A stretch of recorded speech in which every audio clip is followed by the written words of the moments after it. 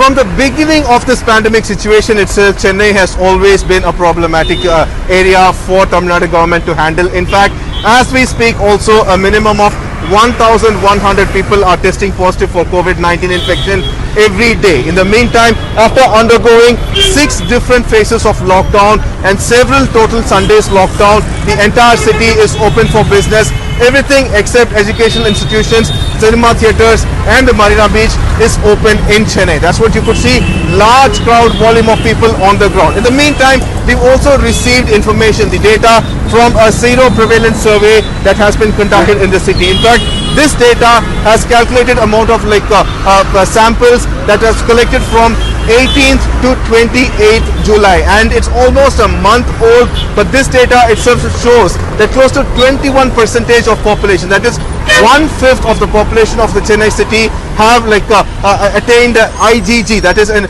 immunoglobulin G antibody, which you get once you get affected with SARS-CoV-2, or what we commonly call as coronavirus. In fact, currently just by September 1st, even bus public transportation was allowed in the city, all because until that while the government was skeptical over the issue, and currently we also have data supporting their fear. The thing is that this data actually shows that 12,405 samples were collected from various zones in Chennai city. Chennai city has 15 zones, and of which 12,500 samples were collected. Blood samples were collected from various parts. Quite very importantly, they have collected from populated zones, because scientifically as far as the data was collected so far has very clearly shown that COVID-19 infection was extremely large at overpopulated areas where it was difficult to maintain social distancing. And these samples have shown that currently even in this one, actually the zero prevalence has little bit of has shown that more study is required, because earlier it was denoted that North Chennai was an extremely difficult area to handle and COVID-19 numbers were extremely large over there. In fact, even now it remains extremely large over there.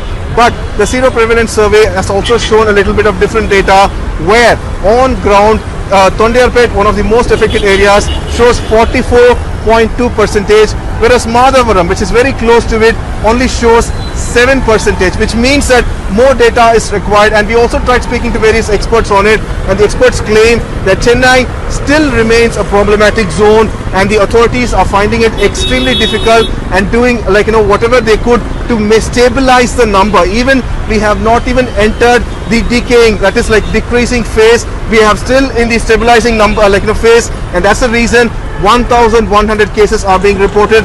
All through August it was reported, and it has not declined so far. So that itself is a very big issue. But at the same time, experts also claim that when it comes to Chennai, such surveys have to be done continuously. The sample sizes must be increased, and if you can do it in the same area again and again, it will actually provide a much better data with clarity, which can scientifically help in a lot of a great manner. With camera person Vijay Shekhar, Pramod Madhav for Mirror Now.